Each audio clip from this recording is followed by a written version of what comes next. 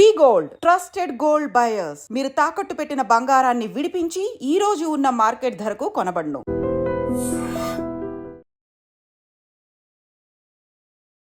నమస్తే, welcome to I dream. ఇప్పుడు రాష్ట్ర రాజకీయం అంతా కూడా బీసీల చుట్టే తిరుగుతుంది. కులగణన ఎప్పుడైతే జరిగిందో అప్పటి నుంచి కూడా కులగణన తర్వాత లెక్కలన్నీ తేలుతాయి, అన్ని సద్దు మణుగుతాయి, ఎవరిది వాళ్లకు రిజర్వేషన్లు వస్తాయి. ఆర్ కాంగ్రెస్ పార్టీ అనుకున్నట్టుగా పూర్తిగా అంతా కూడా రాష్ట్రానికి మేలు చేసినామనో లేకపోతే అందరి లెక్కలు తీసినామనో ఇట్లా పాజిటివ్ వస్తుంది అని అందరు అనుకున్నారు. కానీ కులగణన చేసిన తర్వాతనే ఇంకా రచ్చ ఎక్కువ అయినట్టు కనిపిస్తోంది. సో వీటన్నిటికీ కారణం ఏంటి? ఒకటి, ఆ తర్వాత డెడికేటెడ్ కమిషన్ కూడా నిన్న రిపోర్ట్ ఇచ్చింది ప్రభుత్వానికి బీసీలకు సంబంధించి. ఆ తర్వాత ఇంకా కూడా బీసీ నాయకులు తమ వాయిస్ని పెంచినటువంటి సిచ్యువేషన్. ఎందుకు డెడికేటెడ్ కమిషన్ ఇచ్చిన తర్వాత కూడా మరి బీసీలు సంతృప్తిగా ఎందుకు లేరు? ఇవే మాట్లాడబోతున్నాం. మనతో పాటు ఉన్నారు BC welfare national president Jajula Srinivas Goud గారు. సార్ నమస్తే. నమస్తే మేడం. ఎట్లున్నారు సార్? బాగున్నారా? అంతా మంచిదే మేడం. Okay okay. కులగణన జరిగింది, అట్లనే డెడికేటెడ్ కమిషన్ కూడా రిపోర్ట్ ఇచ్చింది. అయినా సరే మీరు సంతృప్తిగా లేరు. ఎందుకు? రీజన్ అంటే కులగణన దేశంలో ఎక్కడ లేని విధంగా కులగణన చేయాలని చెప్పి కాంగ్రెస్ ప్రభుత్వం ఒక మంచి సదుద్దేశంతో ఈ కులగణన చేయాలని చెప్పి ఒక నిర్ణయం తీసుకుంది. దాన్ని మేము స్వాగతించినాం.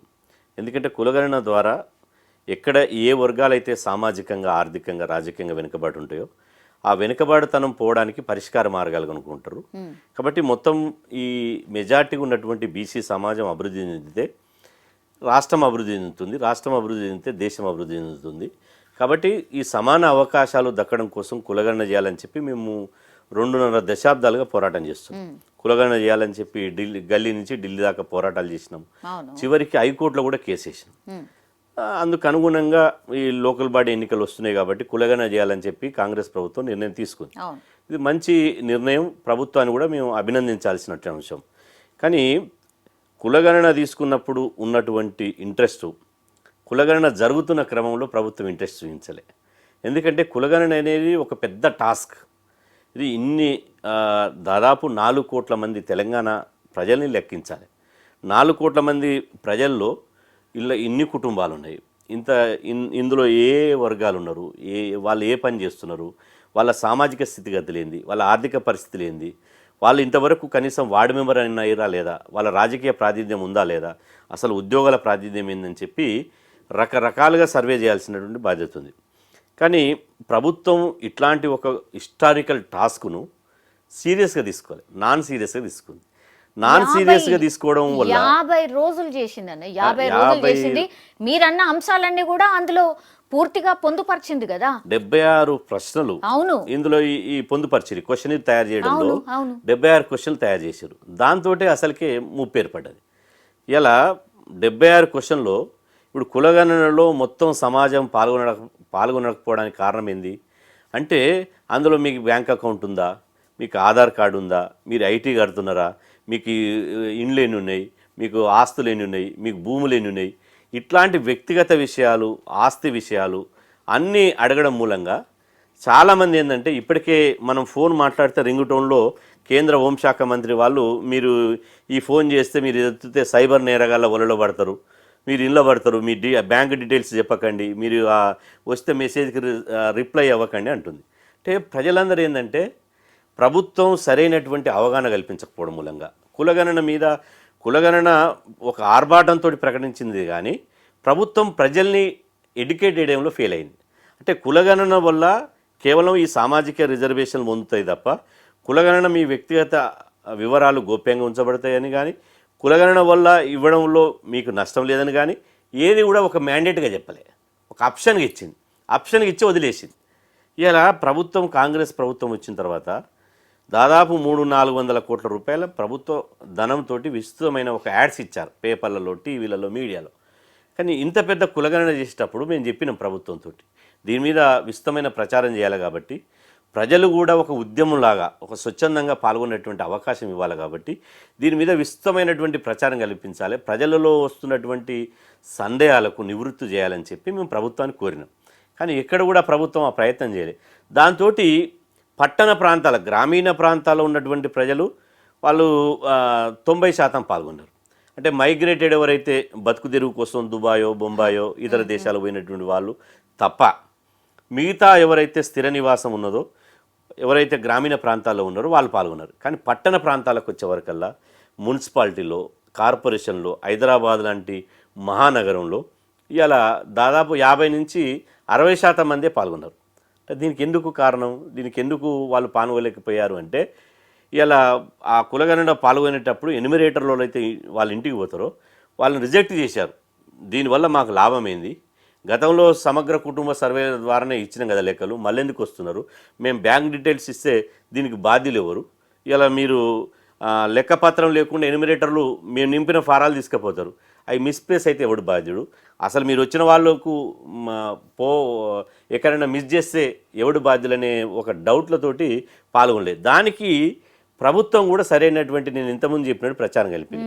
దీంతో ఇలా బీసీల జనాభా 60% రావాలి. కానీ కొండ నాలికకు మందేస్తే ఉన్న నాలిక ఊసిపోయినట్టు సో మీ డౌట్ ఇలా 60% ఉన్నది 46%. ఎగ్జాక్ట్లీ మీ డౌట్ అక్కడేనా? చాలా మంది పాల్గొనలేదు, చాలా మంది క్వశ్చన్ చేసిర్రు, కాబట్టి అక్కడనే లెక్క తప్పింది, అందుకే మా సంఖ్య తగ్గింది అంటున్నారా? అంటే ఇప్పుడు ప్రభుత్వము ఇప్పుడు కులగణన ఇచ్చినటువంటి సర్వే రిపోర్టు, ఆ సర్వే రిపోర్ట్ అంతా తప్పుల తడుకుంది. ఎందుకు అంటే మొత్తం తెలంగాణలో టోటల్ జనాభా ఇప్పుడు 2011లో దేశవ్యాప్తంగా తీసినటువంటి జనాభా లెక్కలు కానీ లేదంటే 2022లో కేంద్ర ప్రభుత్వం తీసినటువంటి ఆధార్ కార్డుల సంఖ్య కానీ లేదంటే 2024లో ప్రభుత్వం తీసినటువంటి ఓటర్ల సంఖ్య కానీ ఈ మొత్తం లెక్కలు చూస్తే 96% కులగణన అయిపోయిందని ముఖ్యమంత్రి గారు చెప్తున్నారు. 96% అయిపోతే ఇలా 3,64,00,000 మాత్రమే ఉన్నారు తెలంగాణ రాష్ట్రంలో జనాభాని కులగణన రిపోర్ట్ చెప్పింది. కానీ ఈ లెక్కలు చూస్తే దాదాపు 4 కోట్ల పైచీలకు తెలంగాణ జనాభా ఉంది.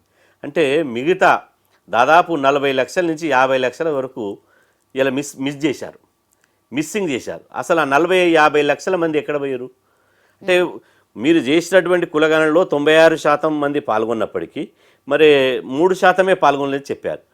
3%కి ఇన్ని లక్షల మంది తేడా ఎందుకు వస్తుంది అంటే ఒక 5వ తరగతి విద్యార్థిని అడిగినా కూడా ఈ లెక్కల్లో తేడాలను మనం ఇట్నే పసిగట్టవచ్చు. ప్రభుత్వం చెప్పినటువంటి లెక్కలు తెలంగాణ ఉన్నటువంటి జనాభా లెక్కలకు పొంతన లేదు.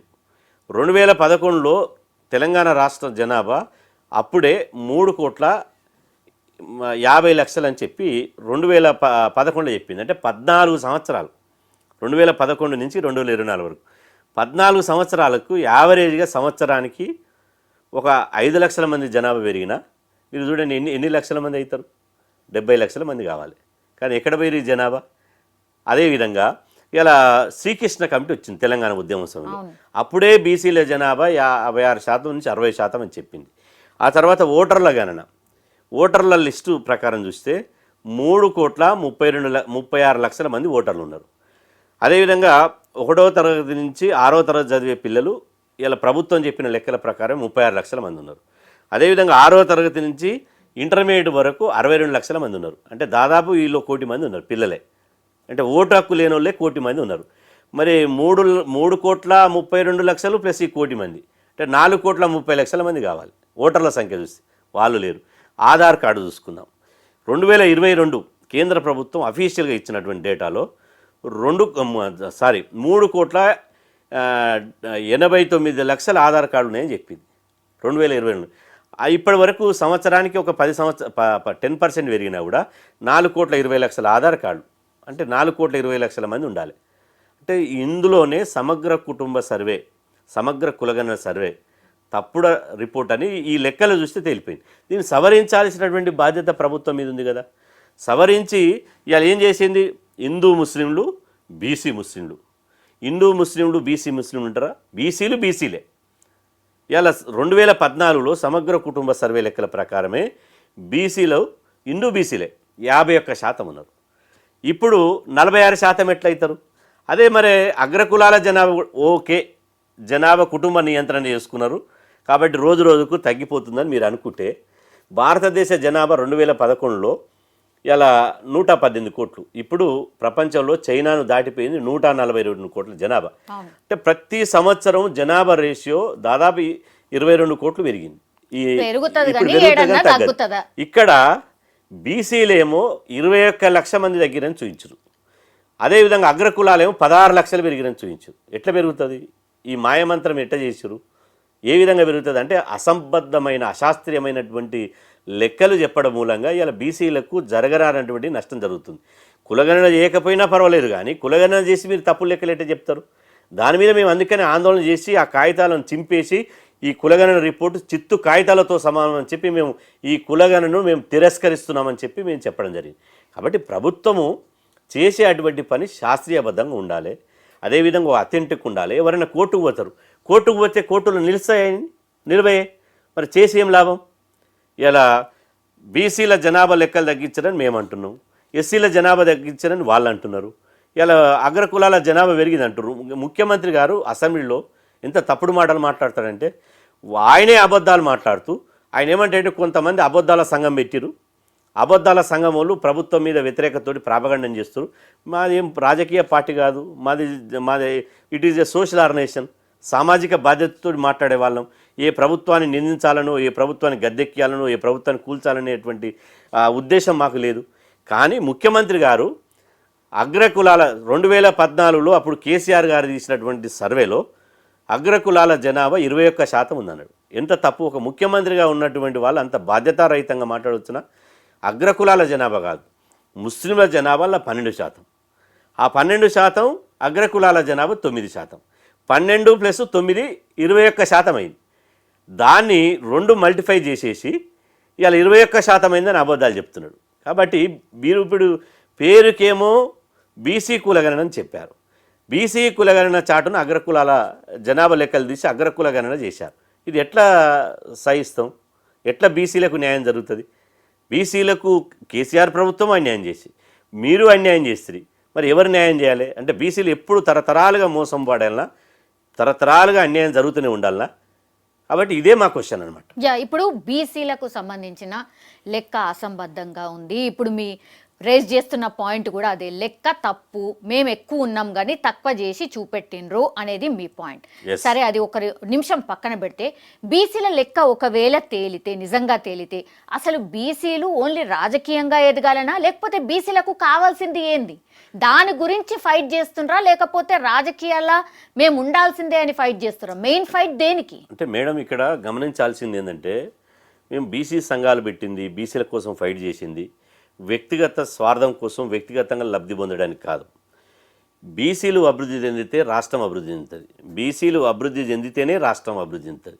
బీసీలు అభివృద్ధి చెందితేనే దేశం అభివృద్ధి చెందుతుంది. బీసీల అభివృద్ధిని రాష్ట్ర అభివృద్ధిగా చూడాలి, బీసీల అభివృద్ధిని దేశ అభివృద్ధిగా చూడాలి. బీసీల జనాభా దామాష ప్రకారం విద్యారంగంలో కానీ, ఉద్యోగ రంగంలో కానీ, రాజకీయ రంగంలో కానీ మా జనాభా దామాష ప్రకారం మాకు వాటా వస్తుంది.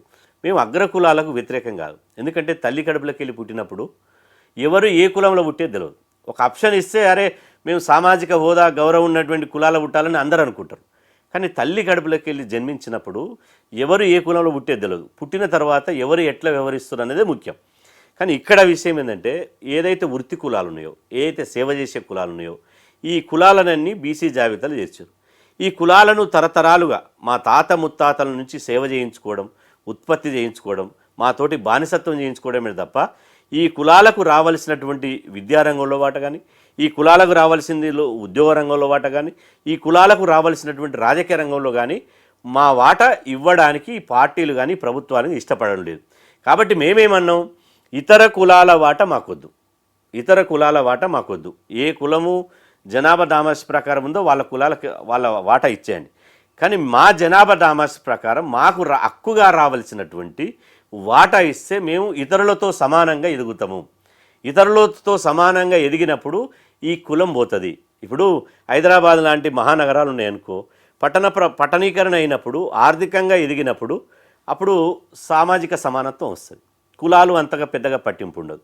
అదేవిధంగా కొంత ఎవరు ఏ కులం అనేది కూడా తెలియకుండా పోతుంది. మనం చాలా సందర్భాల్లో చూస్తాం. కానీ మనిషిని ఆర్థికంగా తోడ్పాటును అందించకుండా, రాజకీయంగా ఎదగడానికి తోడ్పాటును అందించకుండా ఎక్కడి వాడిని అక్కడనే రాజకీయంగా అణిచివేద్దాం, వాడిని సామాజికంగా అణిచివేద్దాం, విద్యాపరంగా అణిచివేద్దాం అంటే ఎన్ని రోజులు ఇట్లా? ఇది దేశానికి మంచిది కాదు, రాష్ట్రానికి మంచిది కాదు, ప్రభుత్వాలకు మంచిది కాదు. సో మా సంఖ్య ఎక్కువ ఉంది, మా సంఖ్య ఎక్కువ ఉంది, సంఖ్యాపరంగా మాకు మా వాటా దామాషా పద్ధతిన మాకు కావాలంటున్నాం. యా, కానీ యాక్చువల్లీ రిజర్వేషన్ ప్రకారం మీకు తెలియంది కాదు, 50% మించొద్దు రిజర్వేషన్ అని ఉన్నది. సుప్రీంకోర్టే చెప్పింది.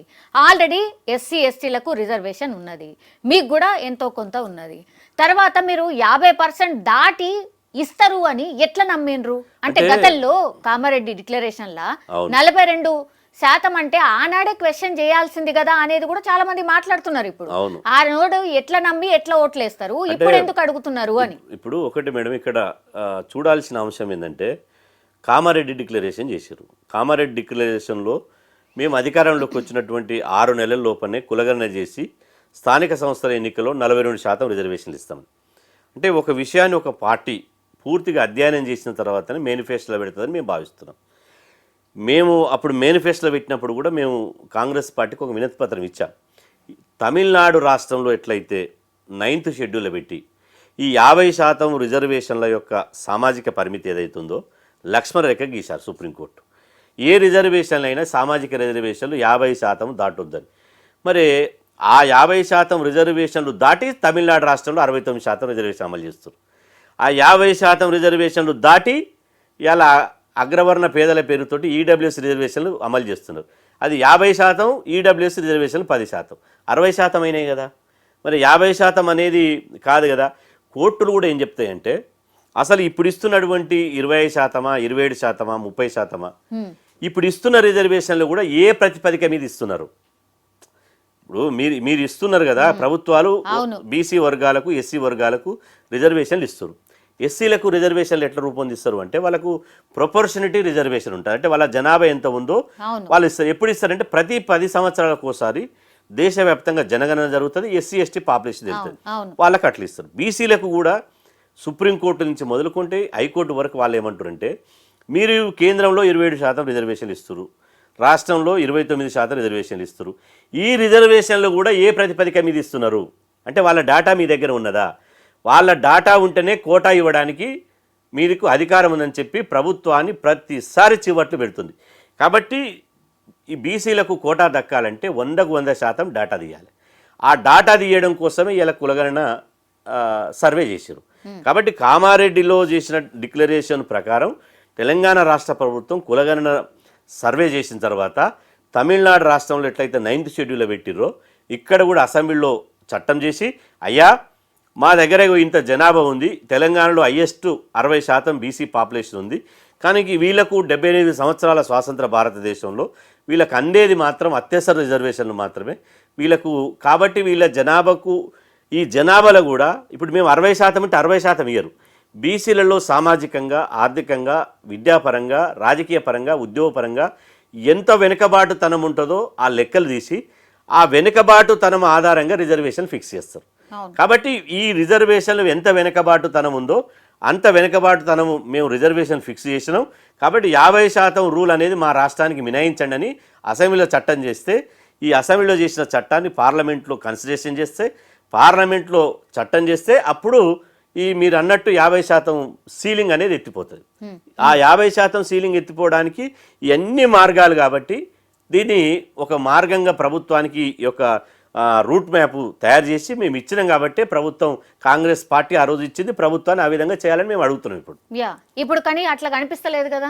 ఇప్పుడు స్థానిక సంస్థల ఎన్నికల్లో ఇక అది సాధ్యం అయితలేదు కాబట్టి మేము ఇస్తాం కదా, మీకు ఎందుకు పార్టీ పరంగా ఇస్తాం కదా అని అంటున్నారు. ఎందుకు ఒప్పుకుంటలేరు? మీకు కావాల్సింది 42% పార్టీ పరంగా కదా ఇప్పటికీ. అంటే ఇక్కడ మేడం 2 విషయాలు ఉన్నాయి. ఒక విషయం పార్టీ పరంగా ఇవ్వాలంటే పార్టీ పరంగా ఒక హక్కుగా ఉండదు.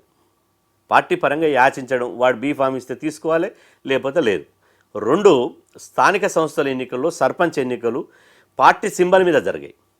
ఎంపీటీసీ, జెడ్పీటీసీ ఎన్నికలు సింబల్ మీద జరుగుతాయి. కానీ సర్పంచ్ ఎన్నికలు ఏంటంటే పార్టీలకు అతీతంగా జరుగుతాయి. కాబట్టి అక్కడ పార్టీ లేదు. ఒకటి. 2వ విషయం ఏంటంటే ఇప్పుడు 42% మీరు ఇస్తారు. ఒక ఉదాహరణకు ఒక జెడ్పీటీసీ ఇస్తారు. రిజర్వేషన్ల లక్ష్యం ఏంటంటే ఇద్దరు సమానమైనటువంటి సమాన స్థాయి ఉన్నటువంటి వ్యక్తుల మధ్యన పోటీ జరిగితే ఆ సమాన స్థాయిలో ఉన్నటువంటి వాళ్ళలో ఒక బీసీ బిడ్డ గెలుస్తారు. ఎవరు పోటీ చేసినా ఒక బీసీ బిడ్డ గెలుస్తారు. కానీ మీరు పార్టీ పరంగా ఇస్తుంటే ఉదాహరణకు ఇబ్రహీంపట్నం ఉంది, లేదా మునుగోడు ఉంది. మునుగోడు జెడ్పీటీసీగా కాంగ్రెస్ పార్టీ ఒక బీసీకి ఇస్తుంది. అదేవిధంగా టీఆర్ఎస్ లేకపోతే బీజేపీ డబ్బున్నటువంటి లేకపోతే విపరీతమైన ఖర్చు పెట్టేటువంటి 100 కోట్లు ఉన్నటువంటి ఒక అగ్రకుల సామాజిక వర్గానికి సంబంధించిన ఒక రెడ్డికో లేకపోతే ఒక కమ్మకో లేకపోతే ఇతరులు ఒక వెలుమకో ఇచ్చేటువంటి ప్రమాదం ఉంటుంది. అప్పుడు ఇద్దరు సమానుల మధ్యన పోటీ జరగదు. ఒక సమానుడు, ఒక డబ్బున్న, ఒక పెద్ద ఆయన, వాళ్ళ మధ్యన పోటీ జరిగితే ఆ పోటీలు ఎవరు గెలుస్తారు? కాబట్టి ఇక్కడ రిజర్వేషన్ అనేది అదే మునుగోడులో బీసీ రిజర్వేషన్ అయితే ఏ పార్టీకి వెళ్ళైనా బీసీ నిలబడతాడు. ఏ పార్టీకి వెళ్ళైనా బీసీ నిలబడితే అంతిమంగా 3-4 పార్టీలకు వెళ్ళి బీసీకి టికెట్ ఇస్తే అనివార్యంగా ఒక బీసీ గెలుస్తాడు. కానీ ఇప్పుడు ఒక బీసీకి ఒక పార్టీ, ఇప్పుడు బీఆర్ఎస్ పార్టీ ఒక దగ్గర బీసీకి ఇస్తుంది, కాంగ్రెస్ పార్టీ రెడ్డికి ఇస్తుంది, ఓ పార్టీ కమ్మకి ఇస్తే ఒక పార్టీ ఇంకో బీసీకి ఇస్తుంది. అప్పుడు సమానుల మధ్యన పోటీ జరగదు. ఆ పోటీ అనేది ఈక్వాలిటీ ఉండదు, పోటీ అనేది అసమానతలు ఉంటాయి. కాబట్టి మేమంటున్నామంటే ఒకటి యాచించడం కాకుండా చట్టబద్ధంగా కావాలి, ఒక హక్కుగా కావాలి, 2 సమానుల మధ్య కావాలి, తర్వాత ఎవరు గెలిచినా బీసీగా రావాలి. ఇప్పుడు 32 జిల్లా పరిషత్ చైర్మన్లు ఉన్నాయి. రిజర్వేషన్లు ఉంటే 32లో దాదాపు 18 జిల్లా పరిషత్ చైర్మన్లు బీసీకి వస్తాయి. 574 మంది జెడ్పీటీసీలు ఉన్నాయి, 574 మంది ఎంపీపీలు ఉన్నాయి. రిజర్వేషన్ ఉంటే 574 మందిలో దాదాపు 270 మంది బీసీలు అయ్యే అవకాశం ఉంటుంది. అదేవిధంగా 5740 ఎంపీటీసీలు ఉన్నాయి. అందులో దాదాపు 3000 మంది ఎంపీటీసీలు బీసీలు అయ్యే అవకాశం ఉంటుంది. 12840 మంది సర్పంచ్లు అయ్యే అవకాశం ఉంది. 12840 మందిలో ఒక 6000 మంది రిజర్వేషన్ ఉంటే 6000 మంది సర్పంచ్లు అయ్యే అవకాశం ఉంటుంది. మీరు రిజర్వేషన్ లేకపోతే ఇవాళ మళ్ళా వార్డు మెంబర్లు గారు, బీసీలు సర్పంచ్లు గారు, ఎంపీటీసీలు గారు, ఎంపీపీలు గారు, కౌన్సిలర్ గారు, పంచాయతీ నుంచి పార్లమెంటు వరకు, అదేవిధంగా వార్డు మెంబర్ నుంచి ముఖ్యమంత్రి వరకు అగ్రకులాలు అవుతారు తప్ప బీసీలు కారు. కాబట్టి బీసీలకు రాజకీయంగా సామాజిక న్యాయం జరగాలి. అగ్రకులాలు అంటే మీరు అగైన్ ఎవరి గురించి మాట్లాడుతున్నారు? రెడ్డిలు. ఎందుకు అట్లా అంటే మామూలుగా రెడ్డిలను తిడితే అంటే బీసీలు ఏకమైతారు అనుకొని తిడుతున్నారా, లేకపోతే మోటివ్ ఏంటిది? మేము 100% రెడ్డిలను తిట్టము. రెడ్డి సోదరులు కూడా మా సోదరులే. ఇలా వార్డు మెంబర్ కానటువంటి రెడ్డి సోదరులు ఉన్నారు, సర్పంచ్ కానటువంటి రెడ్డి సోదరులు ఉన్నారు. వాళ్ళకి వ్యతిరేకంగా రెడ్డిలంటే పైసలు రెడ్డిలంటే మేమందరినీ ఒకటే ఒక కులాన్ని చూసి పెద్ద స్టేజ్ మీద అదే మెసేజ్ ఇచ్చినట్టు అనిపించింది. మీరు కూడా ఆ స్టేజ్ మీద ఉన్నారు కాబట్టి. లేదు, నేను ఆ స్టేజ్ మీద లేను. ఆ వాక్యాలతో నాకు సంబంధం లేదు. ఇక్కడ నేను ఏ కులాలకు వ్యతిరేకం కాదు. రెడ్డిలు అయినంత మాత్రం రెడ్డిలు కూడా పేదవాళ్ళ కోసం పోరాడిన మహనీయులు ఎంతోమంది ఉన్నారు. తెలంగాణ రైతాంగ సాయుధ పోరాటంలో పోరాడిన వాళ్ళు గొప్ప వ్యక్తులు ఉన్నారు. నక్సలైట్ ఉద్యమంలో పెద్ద కులాల బుట్టి తమ ఆస్తుల్ని తల్లిదండ్రులు వదిలిపెట్టి పేద ప్రజల కోసం ప్రాణాలు ఇచ్చినటువంటి వాళ్ళు ఉన్నారు. ఇప్పటికి కూడా ఇంతకు ముందు మాట్లాడినట్టుగా బీసీలు అంటే సామాన్యుడు, మిగతా అగ్రకులాలందరికీ కూడా పైసలు ఉన్నోళ్ళు అన్నట్టుగా మాట్లాడిండ్రు. మొన్న స్టేజ్ మీద నుంచి మెసేజ్ ఏం పెట్టిండ్రు? మేము అసలు బీఆర్ఎస్ పార్టీనే కొనే అంత పైసా బీసీల దగ్గర ఉంది అన్నారు. అంటే ఇప్పుడు తను ఏ ఉద్దేశంతో మాట్లాడిండో నాకు తెలియదు. ఇప్పుడు బీసీలలో 100 మంది లీడర్లు ఉన్నారు. ఇప్పుడు సరే, ఇప్పుడు ఎవరైనా కావచ్చు, బీసీలు ఎవరైనా సీఎం కావచ్చు, ఇతర కులాలు సీఎం అయినంత కావచ్చు, కానీ బీసీలుగా అయ్యే అవకాశం లేదా? బీసీలు కూడా కావచ్చు. కానీ ఇక్కడ విషయం ఏంటంటే ఇప్పుడు మనము దీనికి ఒక చారిత్రాత్మక నేపథ్యం చూడాలి. భూములు ఎవరికి ఉన్నాయి, సంపద ఎవరికి ఉన్నాయి. గతంలో మా వాళ్ళు చదువుకోలేదు, మా వాళ్ళకు చదువు లేదు, జీతాలు ఉన్నారు, పశువుల కాసే కాడు ఉన్నారు, వృత్తి పనులు చేసే కాడు ఉన్నారు, బట్టలు ఉతికే కాడు ఉన్నాం, క్షవరాలు చేసే కాడు ఉన్నాం, బట్టలు నేసే కాడు ఉన్నాం, కుమ్మరి పనులు చేసే కాడు ఉన్నాం, గొర్రెల కాసే కాడు ఉన్నాం, పాలు వితికే కాడు ఉన్నాం. ఈ సమాజాన్ని బతికించడంలో మా అంత శ్రమ ఎవరు చేయలే. మేము ఉత్పత్తి చేసి సమాజాన్ని సాధినం, మా శ్రమ చేసి అదేవిధంగా సేవ చేసి ఈ సమాజాన్ని సాధినం. కానీ ఏ కులాన్ని కూడా మేము ఎప్పుడు దూషించాలి, ఇప్పుడు కూడా దూషించాం. కానీ ఇలా మాకు చదువు లేకపోవడంతో గతంలో ఉన్నటువంటి ఇప్పుడు ఏదైతే చెప్పుకుంటున్నటువంటి అగ్రకులాలు ఉన్నాయో గ్రామంలో ఉన్నటువంటి భూములన్నీ వాళ్ళ పేర్లు రాసుకున్నారు. వాళ్ళకు చదువు వచ్చింది కాబట్టి భూములన్నీ వాళ్ళు రాసుకున్నారు. భూముల ద్వారా ఉద్యోగాలు పొందిరు, చదువు నేర్చుకున్నారు, జ్ఞానం పొందిర్రు, తర్వాత పరిశ్రమలు పెట్టారు, రాజకీయ రంగంలో చేశారు, ఐటీ పరిశ్రమలు పెట్టారు. ఇప్పుడు ప్రపంచమంతా వ్యాపారాలు మీరు చూడండి, ప్రపంచంలో ఉన్న వ్యాపారాలలో బీసీలు ఎవరైనా ఉన్నారా? మీడియా పెట్టిన దాంట్లో ఎవరైనా బీసీలు ఉన్నారా? ఐటీ పరిశ్రమలు పెట్టిన దాంట్లో ఎవరైనా బీసీలు ఉన్నారా? అదేవిధంగా అసెంబ్లీలో ఇప్పటి వరకు 28 మంది ముఖ్యమంత్రులు అయ్యారు. 28 మంది ముఖ్యమంత్రుల్లో ఒక్కరైనా బీసీ వాళ్ళు ఉన్నారా? ఇలా 6 కమ్మలయ్యారు, అది 12 మంది రెడ్డయ్యారు, 2 వెలమలయ్యారు, ఒక్క వైశ్యుడైండు రోషే గారు, అదేవిధంగా ఒక ఎస్సీ టీఎన్జే గారు అయ్యారు. బీసీలు 60% ఉన్నారు. 136 కులాల నుంచి ఒకరు కూడా బీసీ ముఖ్యమంత్రి కాలే. దానికోసమే మా నోటికాడి ముద్దను గద్దొచ్చి కోడిపిల్లని వేసుకపోయినట్టు ఎవరైతే మా వాటను తన్నుకపోతున్నారో, ఎవరైతే డబ్బు దర్పంతో అగ్రకుల ఆధిపత్యాన్ని, అగ్రకుల పేదలు కాదు, అగ్రకుల ఆధిపత్యాన్ని ప్రదర్శించి మమ్మల్ని రాజకీయంగా అణచివేస్తున్నారో వాళ్లకు మాత్రమే వ్యతిరేకం తప్ప మేము 100% పేద రెడ్లకు మాతో కలిసి రెక్కల్లో డొక్కల్లో మా చేను పక్క పంటి చిలక పక్క పంటి మా గ్రామంలో వాయు వరుసలు పెట్టుకునేటువంటి మేము రెడ్లకు వ్యతిరేకం కాదు. మా క్లాస్మేట్లు ఉన్నారు, పనిచేసే వాళ్ళు ఉన్నారు, వాయు వరుసలు పెట్టుకునే వాళ్ళు ఉన్నారు, వాళ్లకు 100% వ్యతిరేకం కాదు. ఎవరైతే రాజకీయ వాటను అనకపోతున్నారో, ఎవరైతే వాళ్ళు రెడ్లలో కూడా పేదవాళ్ళకి ఎవరికి అవకాశం ఇస్తున్నారు? జానారెడ్డి ఉంటే జానారెడ్డి కుటుంబంలో వాళ్ళే ఉంటారు, ఉత్తమ్ కుమార్ రెడ్డి ఉంటే ఉత్తమ్ కుమార్ కుటుంబంలో వాళ్ళే ఉంటారు, కేసీఆర్ ఉంటే కేసీఆర్ కుటుంబంలో వాళ్ళే ఉంటారు. ఎవరైతే అగ్రకులాలు ఉన్నారో వాళ్ళ కుటుంబాల మాత్రమే సపరివార సమేతంగా వాళ్ళకే అవకాశాలు ఇస్తారు తప్ప మిగతా వాళ్ళకి ఇస్తారు, ఇచ్చినా తక్కువ శాతం ఇస్తారు. అదే బీసీలకు ఇవ్వాలంటే ఇస్తలేరు. అందుకోసమే మా పోరాటం తప్ప ఎవరిని తిడితేనో, ఎవరిని దూషిస్తానో, ఎవరిని మనసు గాయం చేస్తానో బీసీలకు రాజ్యాధికారం వస్తుందంటే నా దృష్టిలో నేను వ్యక్తిగతంగా దానికి దూరం. మా బీసీలకు కూడా ఇతర వర్గాలతో ఎదిగిన వాళ్ళతో అవకాశంగా ఎదగాలి, దానికి అవకాశాలు కల్పించాలి. అవకాశం కల్పించడం మాకు ఒక హక్కుగా ఉండాలి. ఈ సహజ వనరులు సంపద మాది, ల్యాండ్, మైను, వైను, ఈ పరిశ్రమలు మొత్తము సహజ వనరులు కాబట్టి అందరి చేతులకు రావాలి.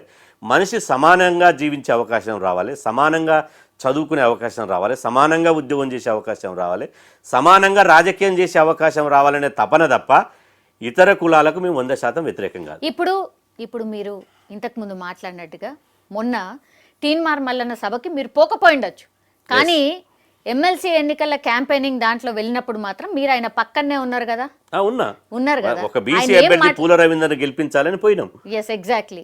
ఈడబ్ల్యూఎస్ రద్దు కావాలి అని అంటే బీసీ లీడర్ గెలవాలి అంటున్నారు. అవుతుందా అది? అంటే ఈడబ్ల్యూఎస్ అనేది ఎందుకట్లా ఐఐటి చెప్పాలి కానీ అట్లా అబద్ధాలు ఎట్లా చెప్పగలరు? పార్లమెంటులో చట్టం చేసేటప్పుడు నరేంద్ర మోదీ గారు ఈడబ్ల్యూఎస్ చట్టం చేసినప్పుడు ఏ రాష్ట్రాలకు వదిలేశాడు ఇంప్లిమెంటేషన్. ఇప్పుడు తమిళనాడులో ఉంది, ఈడబ్ల్యూఎస్ రిజర్వేషన్ అమలు చేస్తలేరు.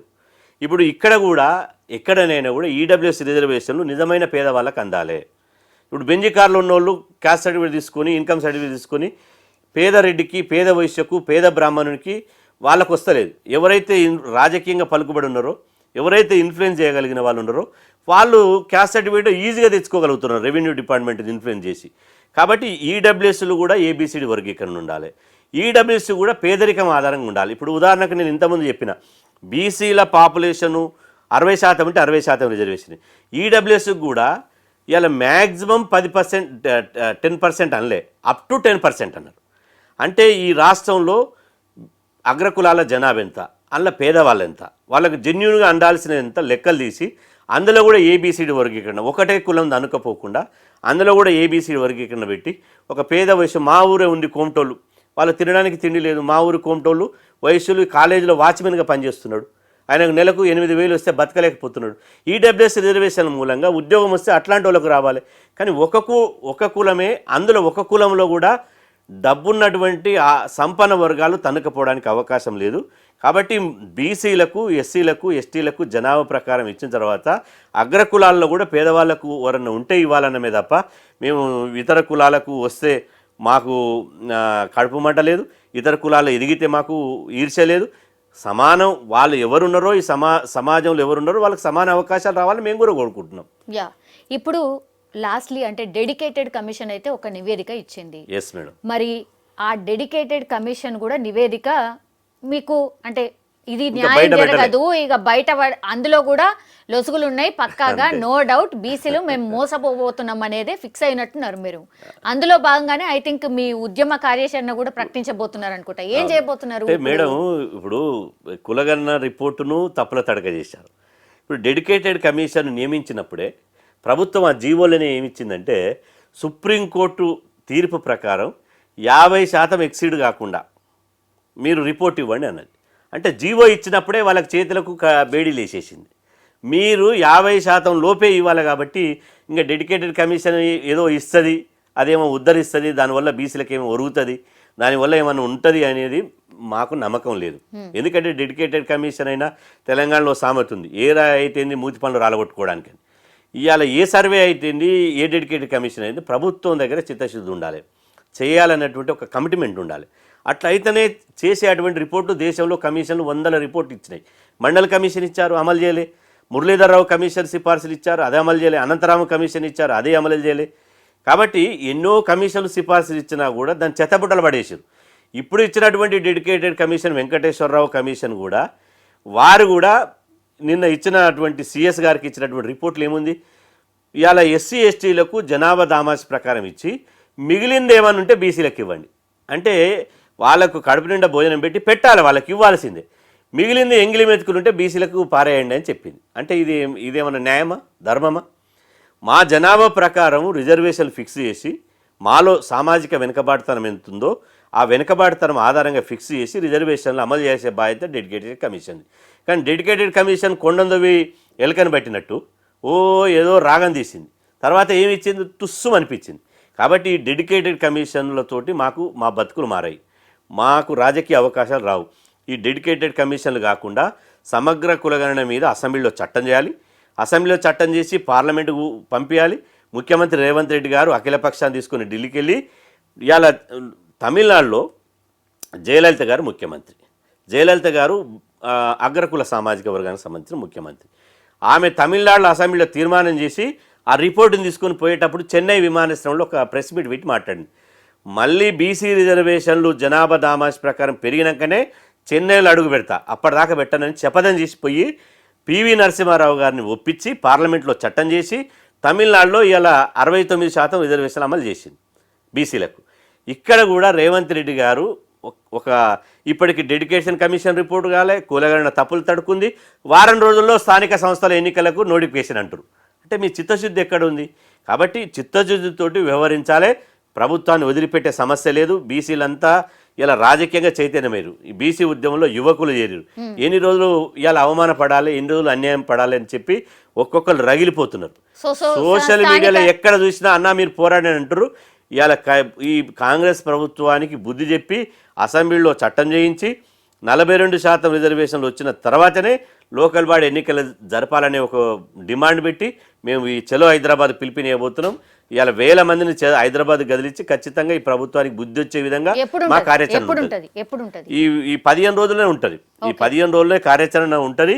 ఖచ్చితంగా ప్రభుత్వం ఇవాళ బీసీలు అంటే ఏంది, బీసీలతో పెట్టుకుంటే ఏమవుతుంది, బీసీలతో పెట్టుకున్న గతంలో నెదురుమలే జనార్దన్ పెట్టుకుని ముఖ్యమంత్రి పీఠాన్ని కోల్పోయిండు. బీసీలతో పెట్టుకున్నటువంటి కేసీఆర్ ఇలా చింతమడకల చింత చెట్టు కింద కూర్చొని చింత చేస్తున్నాడు. వీళ్ళు కూడా బీసీలతో పెట్టుకుంటే అదే గుణపాఠం వస్తుంది విధంగా మా ఉద్యమ కార్యాచరణ. అయినా సరే స్థానిక సంస్థల ఎన్నికలకు పోయిందనుకోండి, ఏమైతుంది? స్థానిక సంస్థలకు ఎన్నిపోతే ప్రజాక్షేత్రంలో చూసుకుంటాం. ప్రజాక్షేత్రంలో కాంగ్రెస్ పార్టీ ఇది బీసీల ద్రోహుల పార్టీ. దీన్ని నమ్మించినందుకు బీసీలను అడ్డంగా తడిగుడ్డతోటి గొంతు కోసింది. కాబట్టి ఖచ్చితంగా దీన్ని ఇలా రాజకీయంగా బొందబెట్టాలని పిలుపునిస్తాం. ఎక్కడ బీసీ ఉంటే అక్కడ ఎక్కడ బీసీలు ఉంటే అక్కడ వేయాలని చెప్తాం. అది బీఆర్ఎస్ బీసీనా, కాంగ్రెస్ బీసీనా, బీజేపీ, మాకు పార్టీలు అవసరం లేదు. ఎందుకంటే ఇక్కడ బీసీల రాజకీయ ప్రాతినిధ్యం తక్కువైంది కాబట్టి బీసీలు కనీసం ఎట్లా అసెంబ్లీ సీట్లు మాకియ్యరు, పార్లమెంట్ సీట్లకు అసలు దగ్గరికే రానియరు. మేము అసెంబ్లీలో కుర్చీలు బెంచీలు చేసేటప్పుడు ఉన్నాం, అసెంబ్లీలో రాళ్ళెత్తి మా వడ్డరోళ్ళు మా సగర ఉప్పరోళ్ళు బిల్డింగ్ కట్టినప్పుడే పోయినాం తప్ప అసెంబ్లీలోకి రానియరు, పార్లమెంట్కి రానియరు. కనీసం ఈ లోకల్ బాడీలన్నా సర్పంచో ఎంపీడీసో జెడ్పీడీసో ఎంపీపో జిల్లా పరిషత్ చైర్మన్ మున్సిపల్ చైర్మన్ ఇప్పుడు కావాలి సమగ్ర కదా. కుటుంబ సర్వే చేసి మోసం చేసింది బీఆర్ఎస్ అన్నారు. అసలు కులగణన సర్వేనే అసలు చేయమని బీజేపీ చెప్పేసింది. మిగిలింది ఒకటి కాంగ్రెస్. ఇప్పుడు కాంగ్రెస్ పార్టీని కూడా ఎదిరిస్తున్నారు. మరి బీసీలు ఎటువైపు అంటే ఏం చెప్తారు? మేము రాజకీయ పార్టీలకు ఖచ్చితంగా ఎవరు మేలు చేస్తే వారిని గుండెలో పెట్టుకుంటాం. కాంగ్రెస్ పార్టీ కులగణన చేస్తున్నది కాబట్టి రాహుల్ గాంధీ గారికి రేవంత్ రెడ్డి గారికి ధన్యవాదాలని చెప్పినాం. కులగణన చేసింది కానీ తప్పుల తడకతోటి చేసింది కాబట్టి ఈ కాంగ్రెస్ పార్టీని ఇవాళ తప్పు తెలుసుకొని దీన్ని సమీక్షించాలంటున్నాం, దీన్ని సరిదిద్దాలంటున్నాం. సరిదిద్దే అవకాశం రేవంత్ రెడ్డి గారి చేతులు ఉంది. పెద్ద ఇప్పుడు సంఖ్య చూపించడంలోనే తప్పు చూపించారు. మీకు అసెంబ్లీలో పెట్టేదైతే మీ చేతిలో ఉంది కదా. కాబట్టి అసెంబ్లీలో బిల్లు పెట్టండి.